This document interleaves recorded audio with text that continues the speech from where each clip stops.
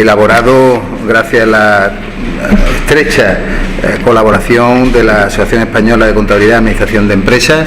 Nos acompaña Leandro Cañevano Calvo, que es el presidente de la misma. Le doy la bienvenida muy cordial aquí a la sede de la Confederación de Empresarios de Málaga, y también a Julio Diegues, que es el profesor titular del Departamento de Finanzas y Contabilidad de la Universidad de Málaga y director académico de la Cátedra de Viabilidad Empresarial. También saludo a su presidente de dicha cátedra, con la que colaboramos estrechísimamente la Confederación Empresarial de Málaga. La Cátedra de Viabilidad Empresarial, que preside Daniel Pastor, es una cátedra vinculada al mundo de la empresa y que tiene una especial sensibilidad con todas aquellas cuestiones que nosotros queremos abordar. Por lo tanto, enhorabuena tanto a la Asociación Española de Contabilidad y Administración de Empresas, a la Cátedra de Viabilidad Empresarial y también a la Universidad Politécnica de Cartagena, que ha colaborado en la ejecución de este estudio. Decía que es oportuno, que es adecuado.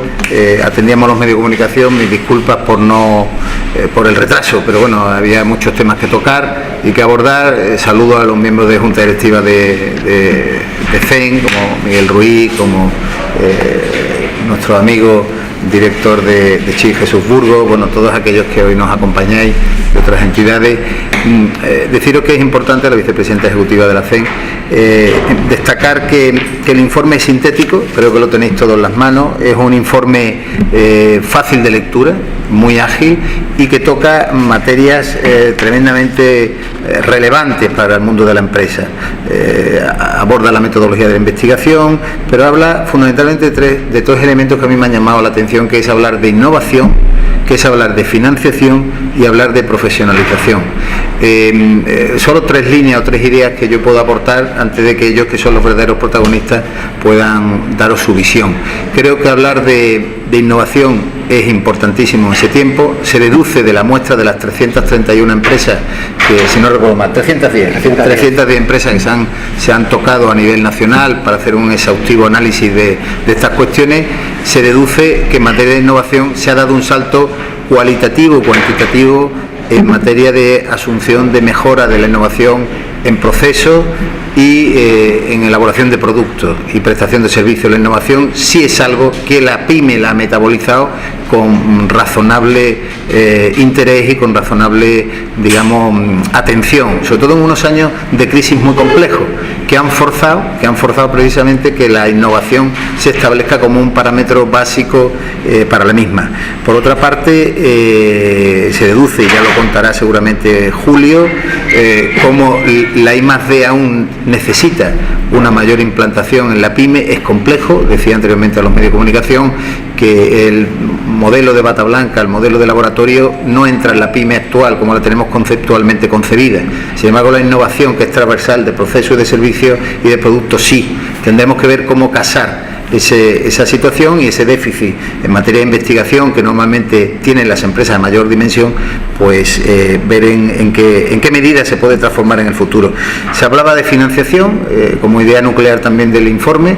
Financiación que, como todos sabemos, es una pata básica para la subsistencia de las empresas. Hemos vivido en Andalucía la pérdida de 54.000 pymes y autónomos como consecuencia de que en gran medida no ha existido financiación. Por cierto, saludo al director de Caixa, que nos acompaña, lo cual demuestra la sensibilidad de estar con nosotros. Siempre Caixa tiene esa intención, esa vocación de estar con las pequeñas y medianas empresas, con los empresarios, pero no siempre ha sido así. No digo por una entidad en concreto, digo en general. Los años de crisis nos han de alguna manera aislado desde el punto de vista del acceso a la financiación, y hay fórmulas que posteriormente también se contarán de cómo mejorar la financiación las propias empresas. ¿Por qué? Porque también en el estudio, si le habéis echado ya un vistazo, se deduce que la empresa normalmente busca la financiación ajena, más que los recursos propios, o porque no los tiene o porque tiene que buscar en el mercado financiero dicha accesibilidad. Y hay herramientas que se comentarán que hoy en día funcionan. Yo presido una sociedad de garantía recíproca, de las dos que existen en Andalucía, que es Aval Unión, la otra es Suraval, y por ejemplo Business Angel, todo lo que es otros espacios, digamos, colaborativos en materia de financiación pueden servir, y que Julio cuente, y que están ahí y que desgraciadamente no son vehículos que que hoy en día se universalicen en las pymes como nosotros desearíamos. Y concluyo, profesionalización. Para mí es el factor fundamental del estudio. Habéis dado en la tecla de algo que hay que profundizar y abordar con muchísimo rigor. Hace falta una mejor y mayor cualificación de los que tienen la responsabilidad de la dirección gerencial de las empresas. Tenemos que mejorar, si cabe aún más, en este mundo globalizado tan cambiante, esa capacidad de adaptación a un escenario dificilísimo. Decía anteriormente a los medios de comunicación que no se me ocurre pensar la diferente, y esta conversación lo hemos tenido también Daniel y yo en muchas ocasiones, cualificación que pudo tener en tercera generación de una empresa familiar el fundador con su nieto. Podéis imaginar que es un mundo radicalmente distinto lo que es el proceso de producción, el proceso de venta o el proceso de innovación de quien está en tercera generación y tiene la responsabilidad de asumir la herencia de quien fundó un negocio con trayectoria, ¿no? En este sentido, creo que la profesionalización, se dice, y ya concluyo en el estudio y me agrada, consolida pues la preocupación del mundo empresarial, del empresario, del directivo, de valorar todo lo que es la gestión eficiente de costes, todo lo que es la gestión contable, todo lo que es la gestión financiera y todo lo que es la gestión de auditoría. Es decir, eso sí es un factor importante, porque incluso se le da una nota relevante, pero insisto, hace falta avanzar muchísimo más, no solo en innovación y financiación, sino en profesionalización, y para eso la universidad, vosotros, que podéis servir perfectamente de observatorio, digamos, de catalizador de iniciativas, podéis sugerirnos, decirnos a los empresarios, a los agentes económicos, por dónde tenemos que mejorar, y a través de la cátedra de viabilidad empresarial, la optimización de los propios recursos empresariales, y sobre todo insisto en cómo profesionalizar mejor las empresas. Estoy convencido que una empresa mejor profesionalizada es una empresa mucho más viable y mucho más estable, y eso creo que queda evidente en el estudio. Nada más, muchísimas gracias a todos. Le cedo la palabra a Leandro Cañivano, el presidente de la Asociación Española de Contabilidad, que nos dirija unas palabras. Gracias, Leandro. Muy bien, muchas gracias, presidente. Bueno, en primer lugar me gustaría, aunque ya lo ha manifestado el presidente, pues la razón de mi presencia en este acto de presentación del estudio sobre la PYME que han hecho, se ha realizado por un equipo bajo la dirección de los profesores Diego Soto y Domingo García. AECA, digamos, asociación, siglas que responden al nombre de la Asociación Española de Contabilidad y Administración de Empresas, pues es sensible a la difusión, a la colaboración con estudios e investigaciones de esta naturaleza, y entonces, pues en este caso, como en otros diversos, también dentro de este ámbito o en otros distintos, pues ha apoyado la publicación y la difusión entre todo su colectivo de este estudio. Al ser invitado por los autores del mismo a que estuviera presente en este acto, pues con mucho gusto lo asumí, y por ello pues quiero expresar mi agradecimiento en primer lugar a la Confederación de Empresarios de Málaga, representada muy dignamente por su presidente, que es quien ejerce esta función en la mesa, y también pues a la Universidad de Málaga y en particular a la Cátedra de Viabilidad Empresarial, cuyo presidente y director de la misma pues también se encuentran presentes en este acto. Permítanme en primer lugar unas palabras sobre la Asociación Española de Contabilidad y Administración de Empresas, muy sintética. Fue constituida en el año 1979 por 50 socios fundadores, habiendo superado desde hace algún tiempo pues la cifra de 4.000 socios, 3.500 individuales y algo más de 500 empresas y entidades. Nuestro colectivo está compuesto por profesores universitarios, directivos empresariales y profesionales independientes. La asociación fue declarada de utilidad pública con las consiguientes ventajas que ello comporta en el orden económico y social, tanto para la asociación como también para los propios socios de la misma. Intentar resumir en unas breves palabras la labor realizada en los casi 40 años cumplidos por la AECA es tarea harto difícil, pero debo intentarlo, prometiendo ser muy breve, aprovechando la ocasión. Como ya he dicho, tiene 4.000 socios 10 comisiones de estudio, me referiré a algunas de ellas y a los trabajos realizados, diversos comités y grupos de trabajo, un importante fondo editorial que incluye 8 revistas periódicas, más de un centenar de documentos y otras tantas monografías y estudios, 36 entre congresos y encuentros anuales, numerosas jornadas y reuniones profesionales científicas, premios, becas, ayudas, una cátedra y una ECA virtual que prueba la profunda inversión de nuestra asociación en la sociedad y la economía de la información y la comunicación. Lo anterior se ha logrado gracias a los esfuerzos de cuantos nos encontramos implicados de una u otra forma con las tareas de la asociación. Su colectivo de socios, los miembros de las comisiones de estudios, su junta directiva, así como la labor desarrollada por la gerencia al frente de una plantilla de recursos humanos tan cohesionada como eficaz. Uno de los buenos frutos, de los mejores frutos, diría yo, logrados por la asociación son las excelentes guías profesionales que representan los documentos AECA emitidos por sus distintas comisiones de estudio. Entre los que hoy, dado el ámbito en que nos encontramos, pues debo destacar aquellos que tratan sobre aspectos relativos a la PYME, los cuales versan sobre la internacionalización, financiación y gestión de dichas entidades. En efecto, la Comisión de AECA de Valoración y Financiación de Empresas ha emitido sendos documentos sobre financiación del plan de crecimiento de la PYME y sobre financiación de la internacionalización y valoración de proyectos de inversión directa en el exterior.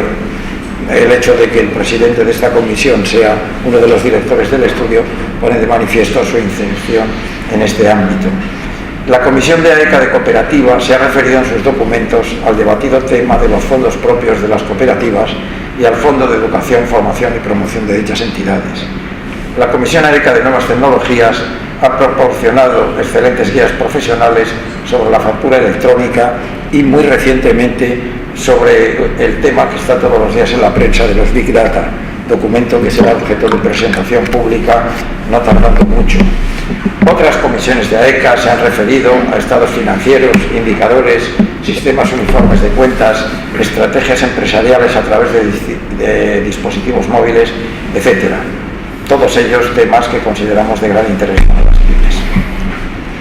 El fondo bibliográfico creado en estos casi 40 años incluye los documentos emitidos por las comisiones de estudio a las que me he referido, así como también revistas, monografías de autor y otros estudios y obras de distinta naturaleza, entre las que cabe mencionar en esta ocasión las referidas al estudio de la PYME, que tratan sobre temas tales como sus factores de éxito, su financiación vía préstamos participativos o capital riesgo, su financiación del comercio exterior, su estrategia innovadora, así como también sobre aspectos regionales, alguno de ellos referido precisamente a Andalucía. En los últimos años, AECA ha desarrollado una importante AECA virtual, y también la redundancia. Mediante su web y otros portales promovidos por la asociación, se ofrece una amplia información sobre todas sus actividades y publicaciones. Permite acceder al texto completo de los artículos publicados en sus revistas. Pueden visualizarse a través de YouTube y otros canales algunas de las intervenciones de los ponentes en los más importantes eventos de la asociación. Solo un dato: el número de visitas únicas recibidas anualmente por la web de AECA se acerca a la cifra de 1 millón, casi unas 100.000 visitas de media al mes, procedentes de todas las partes del mundo. Según los datos disponibles, AECA es la entidad de esta naturaleza más visitada de España, encontrándose entre las primeras del mundo. No quisiera finalizar mis palabras sin referirme a un tema que AECA considera de gran trascendencia y por ello está dando los primeros pasos para aportar al mismo su contribución. Me refiero al desconocimiento generalizado de la ciudadanía sobre materias económicas y financieras y las nefastas consecuencias que se derivan de ello. No quiero recordar aquí, lógicamente, el tema de las preferentes, productos estructurados, etcétera, porque están en las mentes de todos. Para corregir este problema, AECA quiere sumarse a los esfuerzos que se están comenzando a desarrollar, tanto para mejorar la formación financiera y en administración de empresas de los jóvenes estudiantes desde edades tempranas, como intentar realzar la figura de la empresa y del empresario, ciertamente denostadas en estos días. como consecuencia de acciones fraudulentas, malas prácticas contables, administración desleal, corrupción, etc., las cuales ponen en cuestión el desempeño de los muchos empresarios y profesionales honestos existentes, la mayoría, la inmensa mayoría diría yo, así como de la utilidad de las técnicas aplicadas por esto. Con la puesta en práctica de la figura del experto contable acreditado, ECA, mediante la que se reconoce la mayor competencia de aquellos profesionales que se someten y superan el proceso de evaluación que lo acredita, consideramos que la asociación ha dado un paso importante, un paso adelante importante para distinguir a un colectivo de profesionales que me atrevería a calificar como de excelencia, pues actuaciones progresivamente solicitadas en operaciones complejas, fusiones y escisiones, compraventa de empresas, impugnación de cuentas, ruptura de acuerdos y otras diversas, con las acciones previstas para el desarrollo de los temas formativos a los que acabo de referirme, esperamos conseguir una aproximación más racional y realista al mundo de la empresa, tanto de las jóvenes generaciones como de otros estratos sociales. El hecho de la rueda de prensa improvisada que hemos tenido hace un momento, pues me ha hecho percibir el interés que en el ámbito local pues tiene la empresa con carácter general, lo cual pues me reconforta precisamente en momentos que cuando uno lee o escucha la radio solo es para hablar de los empresarios o de los profesionales pues que se ven inmersos en los procesos estos de los que tan desafortunados a los que me he referido antes, olvidando pues naturalmente que el país está donde está gracias al esfuerzo que estas personas realizan todos los días. No estas, quiero decir estas en general. Sí. No aquellas. El estudio sobre competitividad de la PYME que hoy nos reúne en este acto, bueno, ha sido realizado, como ya claro he dicho, por un conjunto de prestigiosos académicos y profesionales estrechamente vinculados con el quehacer de AECA. De ahí el apoyo institucional prestado al mismo por dicha asociación, contribuyendo de esta manera al cumplimiento de uno de sus fines, que según queda dicho en sus estatutos, consiste en fomentar los estudios científicos entre personas vinculadas a estas disciplinas, que no son otras que las reflejadas en la propia denominación social de la asociación, Contabilidad y Administración de Empresas. Muchas gracias por su atención. Muy bien.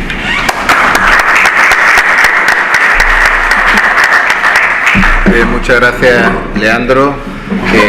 Le cedo la palabra a Julio Diegues, que es el autor, el coordinador, la persona relevante que ha hecho ese trabajo de campo de selección y de diagnóstico de estas 310 empresas, y que nos va a dirigir la palabra y sobre todo que nos cuente las ideas claves de dicho informe.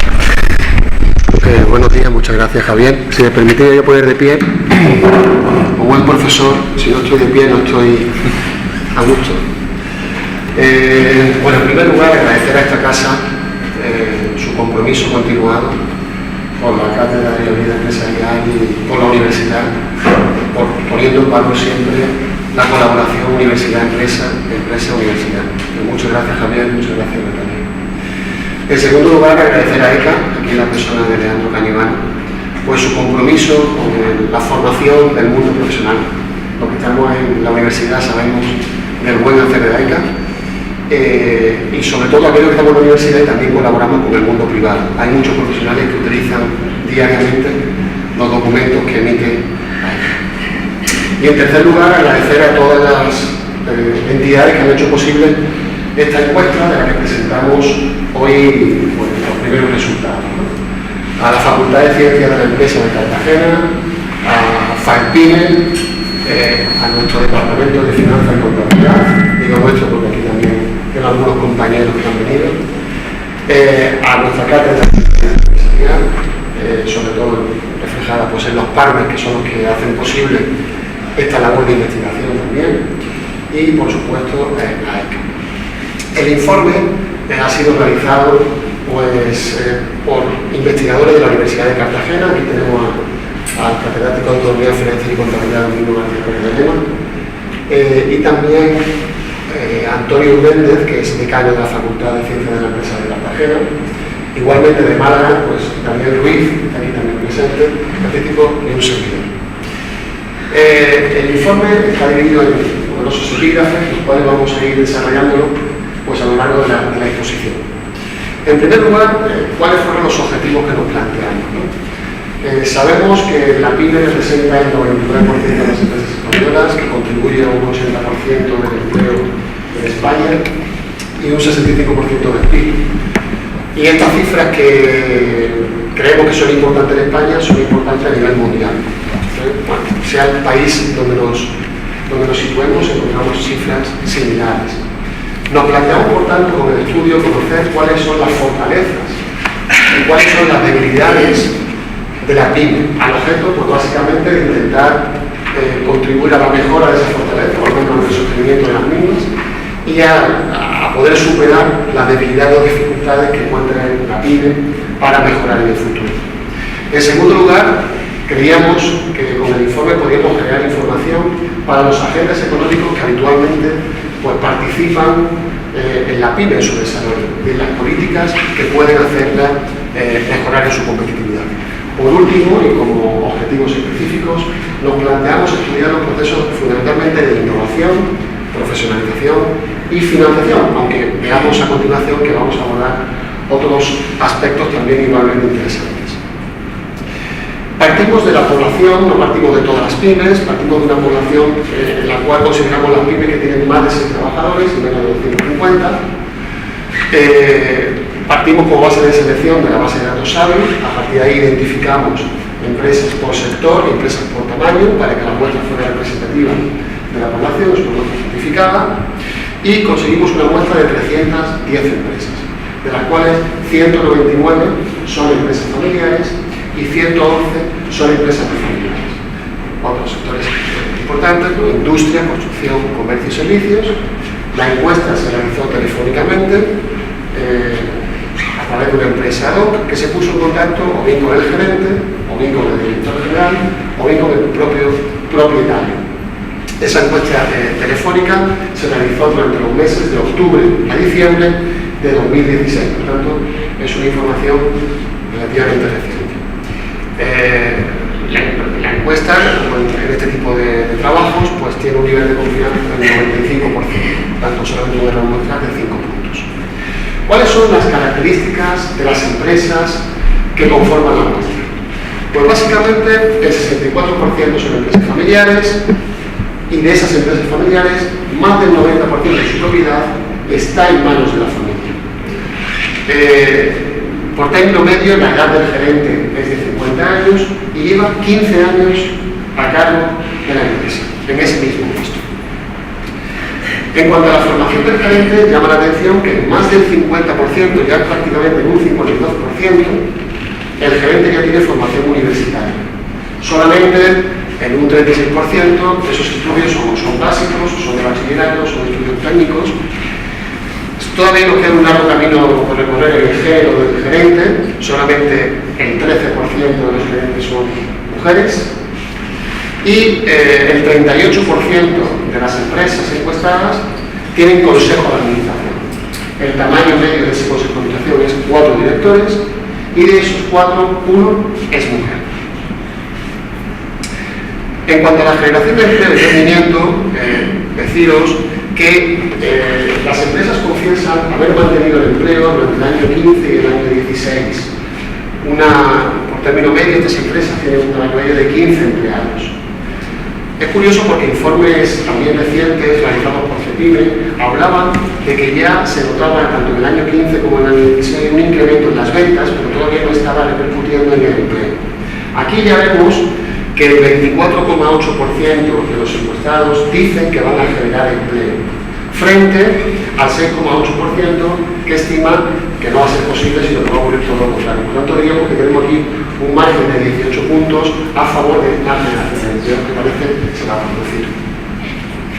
Igualmente, cuando analizamos el rendimiento de las empresas, tanto desde un punto de vista cualitativo como cuantitativo, a través de diferentes cuestiones, las empresas reconocen, están contentas con el hecho de que ofrecen productos de mayor calidad a sus clientes y que los clientes se muestran satisfechos con esos productos.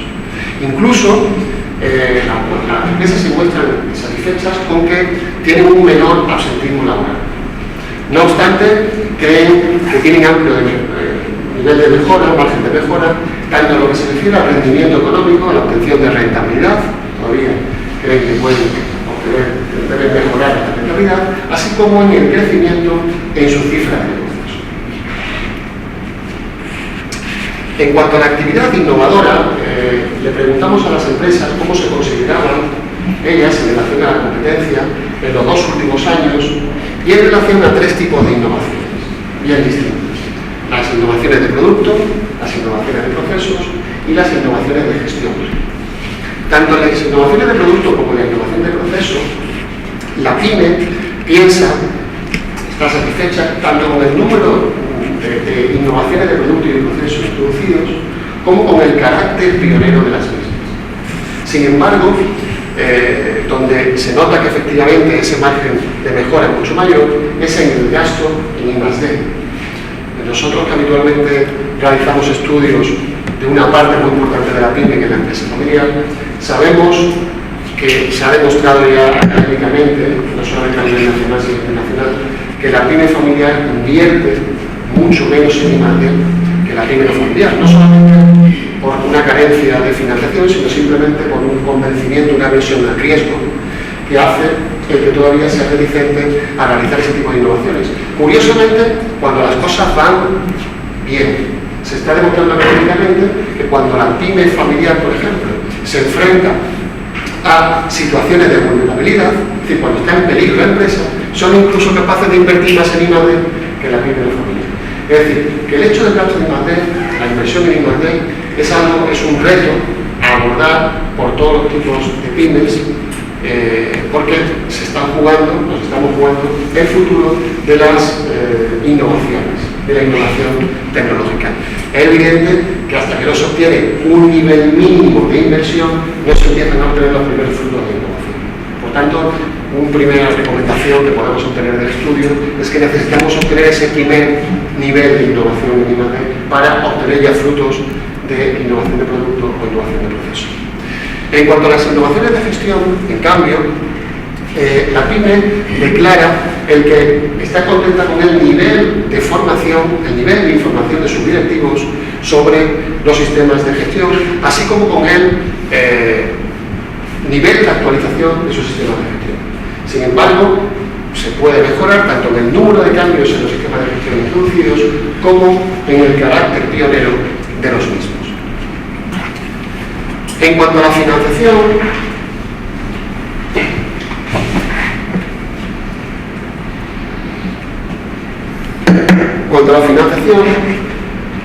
la PYME sigue una jerarquía financiera a la hora de utilizar financiación.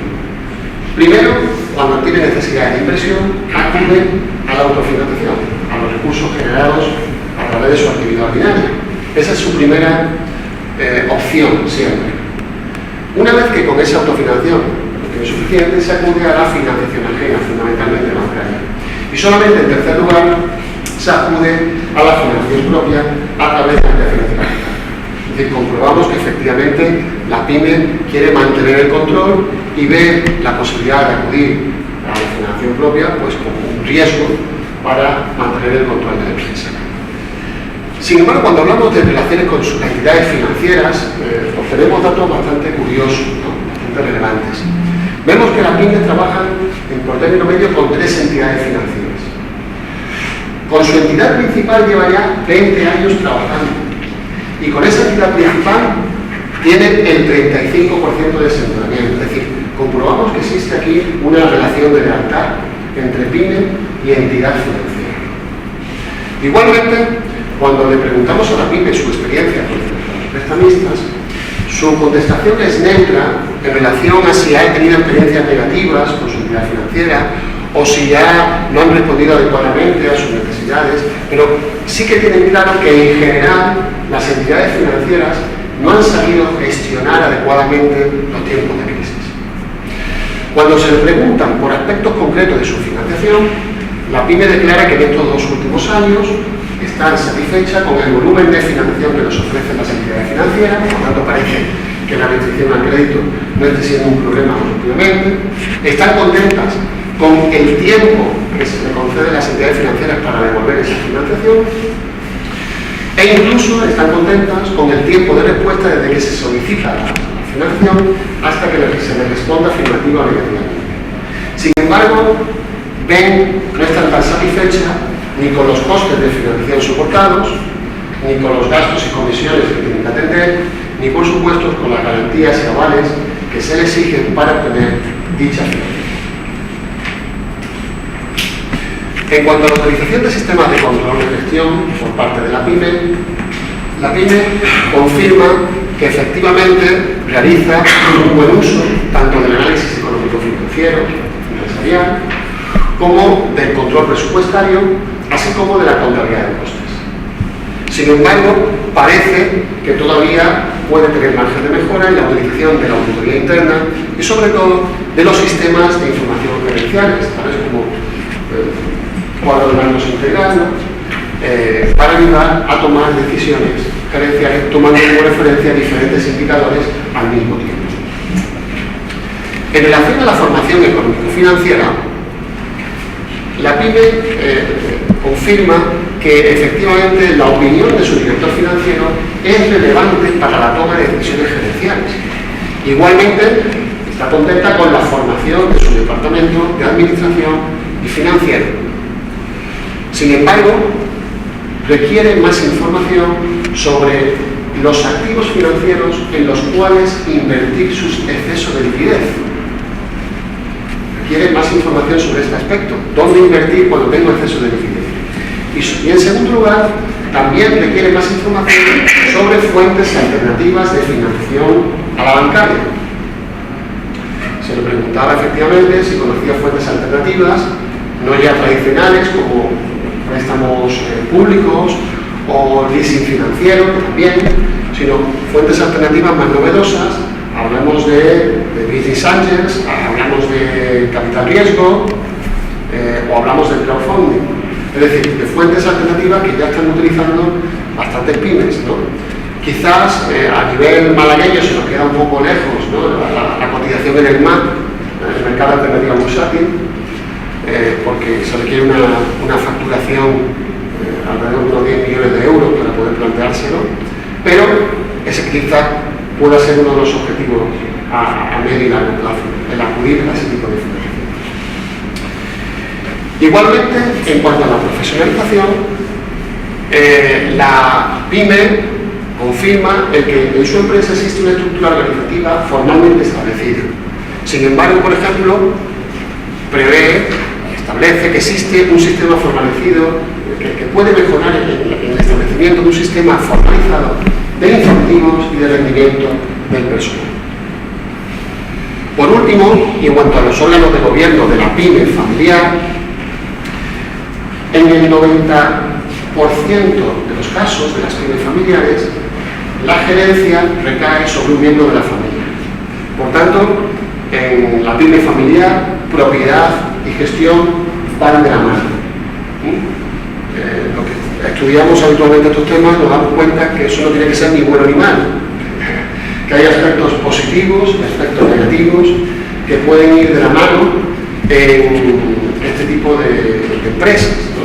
Hay aspectos positivos que puede traer la gestión familiar, como el conocimiento de la empresa, el conocimiento tácito del negocio, como la mayor implicación, como una mayor flexibilidad, y sin embargo puede haber efectos negativos, tales como el contratar a personal que no esté adecuadamente formado simplemente por formar parte de la familia, etc. Es decir, pero es un hecho en el que el 90% de los casos esa gestión y esa propiedad van de la mano. En cuanto a la generación a cargo, se comprueba que en el 55% de los casos ya se ha pasado a la segunda generación y solamente en el 10% de los casos estamos en tercera generación y solamente en el 1% de los casos estamos en cuarta generación. Yo recuerdo haber ido a un congreso donde hubo una ponencia de un profesor japonés y hablaba de empresas centenarias en Japón, centenarias, del año 300, 400. Tenemos que tomar como referencia ello, tenemos que tomar como referencia ello. Ese debe ser nuestro objetivo, ¿no? El que la PYME al final sea viable y pueda transmitirse de generación en generación. En este caso, declaran tener consejo de administración el 35% de las mismas. El tamaño medio es un poco menor en relación a la pyme en general, es decir, en este caso el tamaño medio del consejo de administración son 3 personas, y de esas 3 personas, una es mujer. Casi el 20% declaran o bien tener protocolo familiar o bien están en vías de obtenerlo. Por aquí también hay un proceso en el que tenemos que seguir avanzando para que la pyme obtenga ese protocolo, porque eso de alguna forma ahorra problemas, asegura profesionalización y hace que se puedan atender con mayor garantía de éxito los retos a los que nos enfrentamos. Por último, el 44% de las pymes familiares declaran tener consejo de familia. Pues nada más, muchas gracias.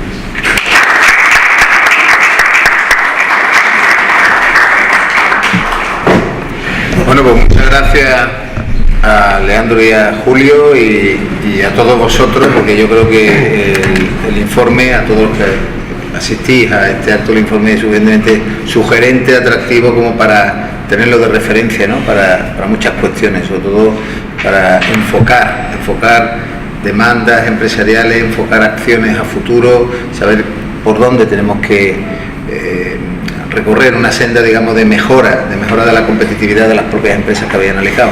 Si tenéis alguna duda, alguna cuestión, pues abrimos un turno de reflexión o un turno de preguntas, si corresponde. Sí, por favor. Bueno, yo lo primero quería felicitar a todas las entidades que han colaborado en el trabajo, sobre todo Julio, sus compañeros que estáis aquí, habéis desarrollado el trabajo, porque a veces uno admira el tener vocación para seguir investigando y seguir aportando cosas. Es quizá lo que yo más valoro del trabajo. Hay una pregunta que me gustaría hacerte, Julio, en relación con la metodología. Claro, el resultado que han dado los gerentes, no sé si ha sido desde un tema muy voluntarista, hola, sí, yo soy muy innovador o soy muy tal, o en las preguntas que hacen los cuestionarios, digamos, podéis cotejar el nivel de profesionalización o de alguna manera que el contenido de esas puntuaciones son demasiado altos, ¿no? Desde tu punto de vista. De una forma científica, ¿no?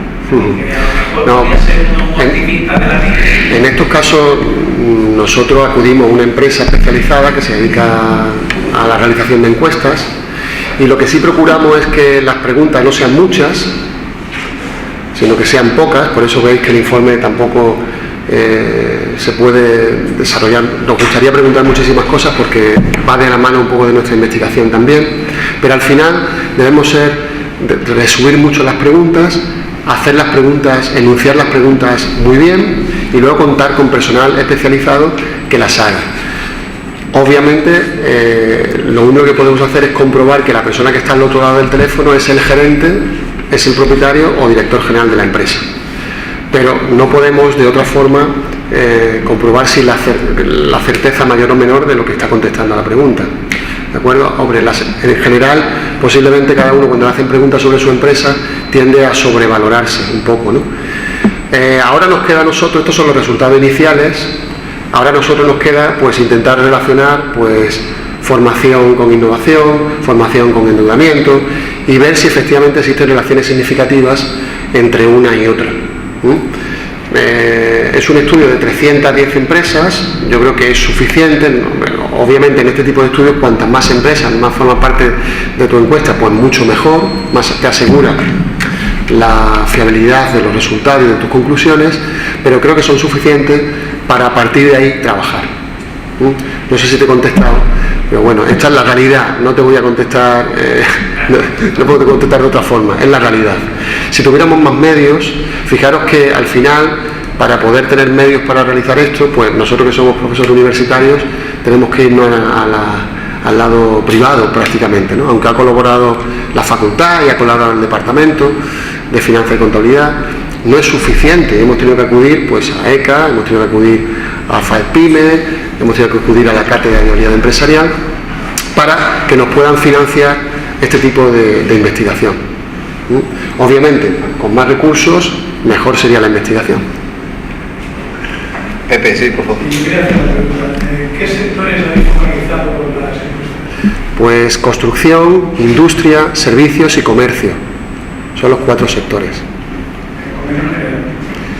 ¿Servicio general? Sí, servicio general, comercio en general, efectivamente. Un buen comercio, con toda la gran... No, ahí estratificamos por micro, pequeña, mediana y por los 4 sectores: comercio, construcción, industria y servicios. Y a partir de ahí estratificamos y sacamos una muestra que sea representativa de la población. ¿Alguna cuestión más? Jesús. Una pequeña parte. ¿Están también contemplados autónomos? No, ¿O no. solo sociedades? En este caso nos hemos centrado en pymes de 6 a 250 trabajadores. Pues puede haber autónomos que tengan... Puede haber alguna. Siempre que cumpla ese requisito, sí. Sí. Tú querías decir... Un momentito, antes, yo por dar respuesta a lo de la metodología, si me permite un apunte, ¿no? Que efectivamente el tema de la metodología es fundamental, pero por una vez escucho que el directivo valora su empresa por encima de lo habitual. Digo esto porque me lleva una profunda satisfacción. Hacer un estudio de cualquier naturaleza en estos momentos, en este país, significa que la gente vea siempre lo negativo. Todos estamos cansados, digo cansados, figuradamente en términos, permítidmelo por favor, de ver estudios de prestigiosas compañías privadas, no digo nombres, pero consultoras, sobre todo a nivel nacional e internacional, que hacen observatorios, hacen lo que es el informe de análisis de previsiones económicas. Todo es negro, ¿lo habéis visto?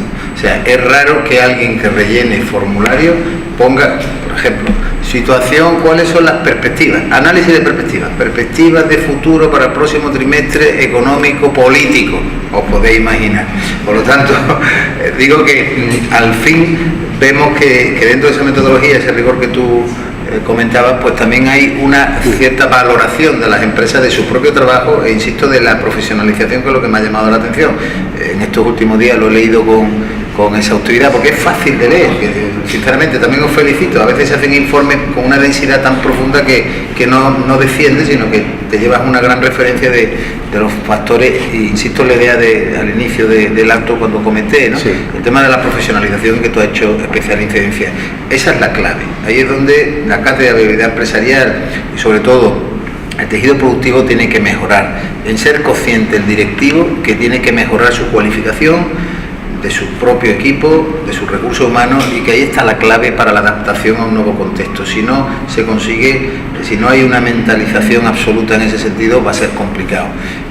Pero bien, hacía esa reflexión sobre todo los análisis de perspectivas sociológicas y socioeconómicas que han sido catastróficas en los últimos años. Un análisis que siempre hacemos un poco para confirmar que efectivamente los resultados pues son fiables, es compararlo con otros estudios recientes que se han realizado, ¿no? Por ejemplo, hay algunos de CEPIME, que realizó FAEPIME hace un poco también con la colaboración de AECA, otro que realizó CEPIME de un diagnóstico financiero, y yo me lo he estado mirando y los resultados son similares en cuanto a las previsiones realizadas, en cuanto a los porcentajes de consejos de administración, es decir, ese tipo de datos te avisa un poco que efectivamente la encuesta de alguna forma es fiable también, ¿no? Porque de alguna forma no se separa de otros estudios similares, que aunque no se esté preguntando lo mismo, pero hay algunas preguntas que se pueden interpretar de forma parecida, ¿no? Con lo cual te dice, oye, pues parece que lo que están contestando es verdad.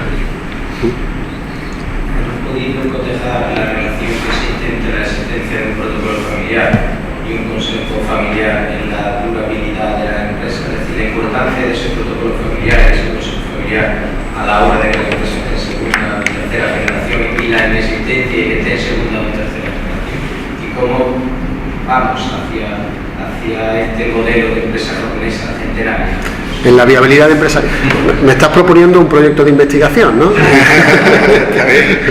Está bien. Es decir, comprobar si efectivamente la existencia del protocolo familiar asegura o no la supervivencia o la viabilidad de la empresa. Yo creo que yo estoy convencido de ello, porque efectivamente cuando uno recoge en un papel los posibles problemas que van a aparecer en el futuro y cómo pueden superarlo, cómo la familia se va a sentar a superarlo o qué tipo de decisiones se va a tomar en cuanto a si la empresa se tiene que endeudar más o menos, a si la empresa va a dejar entrar a socios externos o no, en qué situación va a entrar o no cuando el padre fundador ya no esté. Es decir, todo ese tipo de respuestas, si previamente están contempladas en el protocolo, pues evidentemente nos van a ahorrar problemas en el futuro. Yo creo que eso sí que va a contribuir de manera positiva a la supervivencia de la empresa. Pero ya te digo, es algo a investigar, es algo a investigar. Ángel, te ha lanzado el órdago de hacer un estudio, un futuro. Sí.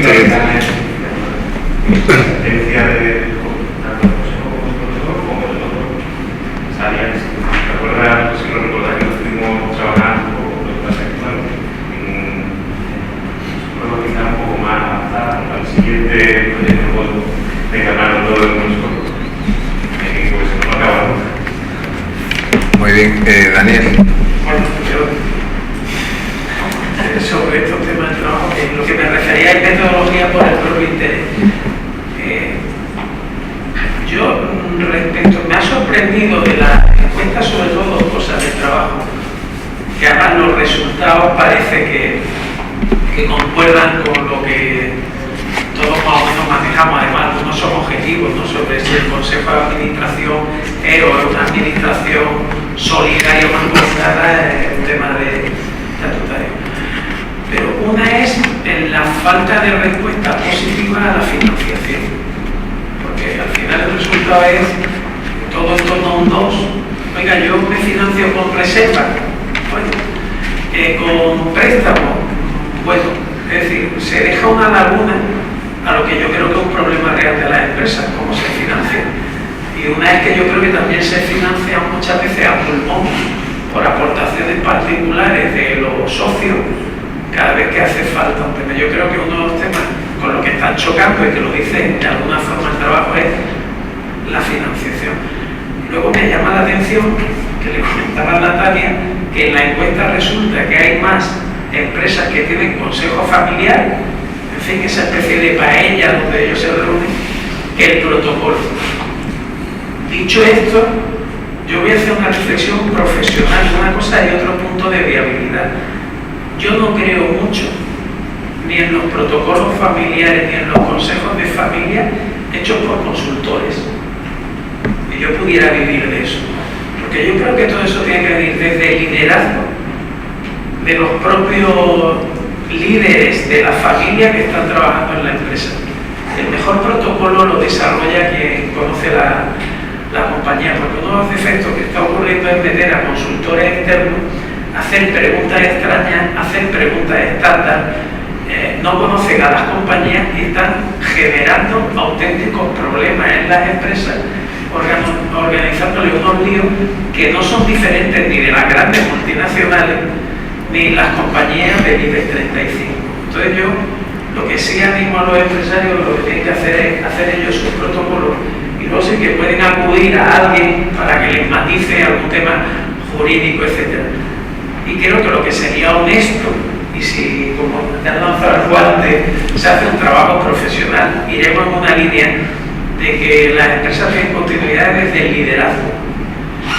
Y luego respecto al tema de viabilidad, que estoy obsesionado por eso y por eso hay una cátedra, el análisis de los últimos 10 años de crisis, yo solo llego a una conclusión. Si solo se ha salvado una de cada 100 empresas que han entrado en concurso de acreedores, es por un sistema injusto de preferencia en los créditos. El hecho de haber hecho preferente a las administraciones públicas, léase seguridad social, léase agencia tributaria, organismos públicos, a las entidades financieras, legislando siempre continuamente para darles privilegios que al final le han adulterado su objeto social, porque en un momento se convirtieron en lugar de financiadores y prestamistas en auténticas inmobiliarias. eso ha generado que muchas pymes se hayan ido a pique y el resultado ha sido negativísimo, en empresas que han desaparecido, en empleo, etc. Y creo que hay una razón de ser, que es que en España se legisla societariamente a favor de un 5% de empresas y que no quieren aplicar eso a todos. Por ejemplo, todo este tema de compliance legal, responsabilidad social, corporativa, determinados reglamentos que no pegan ni son ajustados a la pyme. Y al final lo que generan son más costes, que las empresas se dediquen más a su día a día y a mitificar el tema de que todos tenemos que crecer, pero ¿para qué? Porque lo que estamos viendo hoy en día es comportamientos poco éticos, directivos que llevan a la quiebra a grandes compañías que se disuelven como un azucarillo, el caso del Banco Popular con su rentabilidad, Bankia, etc. Entonces yo creo que lo que hay que lanzar un mensaje optimista desde las pymes, que las pymes se desarrollen como quieran, que los pymes tengan a los directivos que quieran, porque al final ellos fueron los que soñaron con una idea, los que se levantan cada mañana con ánimo y muchas veces se les desanima con agregaciones y determinados servicios que hay que venderle obligatoriamente que no son de ninguna utilidad. Yo que quiero decir que yo que he trabajado en eso lo desmitifico y creo que además es una gran mentira, y eso es lo que quería desde la cátedra. Es decir, yo mucho optimismo, y me ha gustado mucho un tema que comparto, porque al final es el empleo, que las pymes generan mucho menos absentismo laboral y generan más empleo que las empresas de a partir de 250 trabajadores. Eso es un dato objetivo y me encanta que estemos en esta casa, pues yo sé que esta casa esto lo comparte. Muy bien, muy bien. Pues muy bien, muchas gracias. Sí, por favor. No, es que como se ha hablado de empresas japonesas centenarias, que no dudo que las hay, pues también hay alguna española centenaria. Yo recuerdo haber escuchado bueno, pues en una convención a la presidenta de una compañía, una de las más grandes de cava catalán, y la señora, bueno, que lo hacía muy bien, pues hablaba de 400 años o una cosa así, o sea que, y realmente la única miembro de la familia que había en el Consejo de Administración, ella que era la presidenta no ejecutiva, y bueno, explicaba todo esto, el Consejo de Familia, la paella también, en fin, todo, pero dejando claro que lo que habían conseguido era que la familia quedara pues en ser accionista, en atenderles moralmente con la paella y la compañía y el pago del dividendo si procedía, pero que la administración pues era un tema profesionalizado desde hace años, y que bueno, pues el que ella fuera miembro de la familia pues era, pero no tenía los poderes ejecutivos.